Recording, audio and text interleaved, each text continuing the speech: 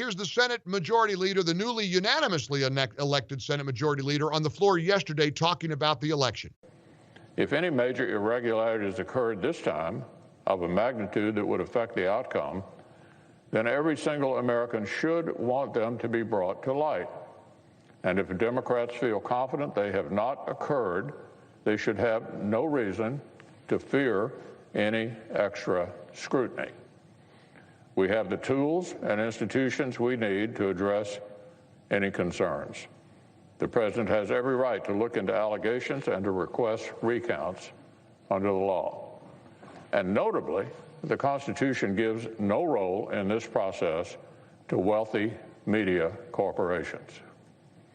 The projections and commentary of the press do not get veto power over the legal rights of any citizen, including the President of the United States. Amen. Amen. The president gets his day in court. I understand Fox News Channel is a mixed bag right now. Yesterday, on Neil Cavuto's show, he literally interrupted and bailed out of the White House press secretary's press conference because he didn't like what she was saying. That's, of course, what MSNBC and CNN and the other big networks normally do. I don't understand their direction over there. I don't get it. I got nothing to do. I'm just, listen, I'm a fan of Tucker Carlson. I'm a fan of Laura Ingraham, Sean Hannity, Gutfeld, Jesse Waters. I mean, there's plenty of them, but some of them have just gone full-blown hate mode. Guess what? Neil Cavuto shouldn't decide what I, as a viewer, get to watch or get to hear. She's the White House press secretary, for crying out loud. She's not some contributor who gets to pop off because they have a contributor agreement with. I'm so angry about some of this stuff. So angry about Twitter. So angry about Facebook. Their censorship. You see the Twitter and Facebook. They're censoring just about anything that the president now is sending out. They think he lost, so now they think they can run roughshod over, well, 71 million Americans at least. So Fox News still has Tucker Carlson. In many ways, it's probably the smartest hour of TV you'd ever see.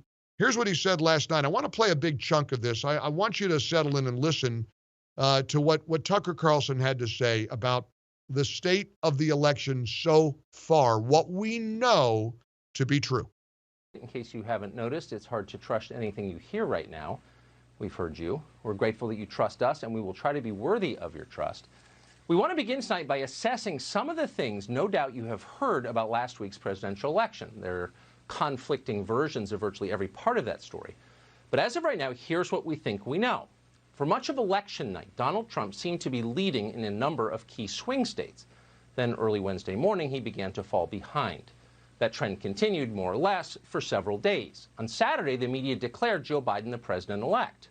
Biden quickly accepted that judgment. The Biden campaign now has something called the Office of the President-elect. It sounds official, which of course is the point of setting it up.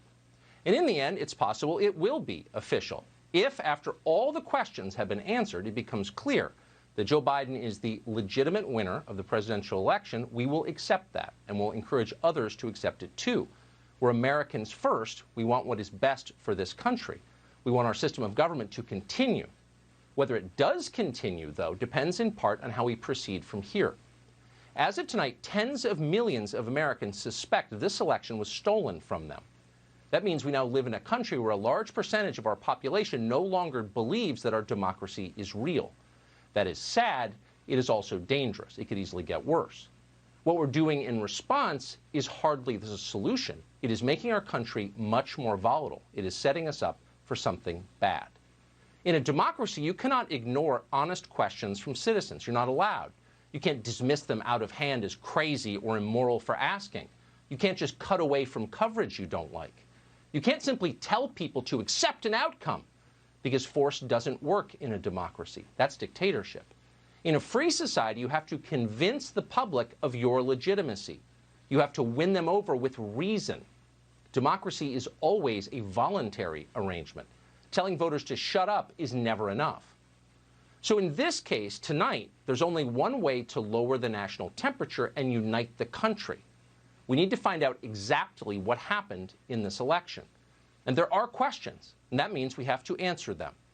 For example, in Pennsylvania, Nevada, and Michigan, the Trump campaign has now collected signed affidavits that attest to criminal activity during the voting process. In the city of Detroit, witnesses have alleged under oath that ballots were improperly backdated and counted without matching signatures. One poll watcher alleges that 40,000 late unsealed absentee ballots were counted orally, and all of them went for Democrats. In the state of Nevada, 8 whistleblowers from within the Nevada Election Department say they witnessed voter fraud abetted by other election officials and by their supervisors. According to one affidavit, a poll worker saw people bringing handfuls of ballots to a Biden-Harris campaign van. Those ballots were then filled out at the van, placed in return envelopes. Eventually, Biden's supporters formed a wall to block outsiders from seeing what they were doing. Meanwhile, according to voting records, people who were not even alive still somehow managed to vote on Tuesday. In New York, deceased voters cast absentee ballots. On October 9th in Nevada, a man called Fred Stokes Jr. mailed in his vote. The only problem was Fred Stokes Jr. died 3 years ago at the age of 92. The Republican Party of Nevada says it is aware of hundreds of other potential cases of dead people casting ballots. In Pennsylvania, records show turnout from several people who were born in the 19th century. They apparently rose from their graves to vote. Now, all of that is real. We spent all weekend checking it. False claims of fraud can be every bit as destructive as the fraud itself. So we need to be careful and responsible, all of us. So I guess Fox News isn't a complete lost cause. There's Tucker, Sean, Laura, 800-655-MIKE in the ReliefFactor.com studios.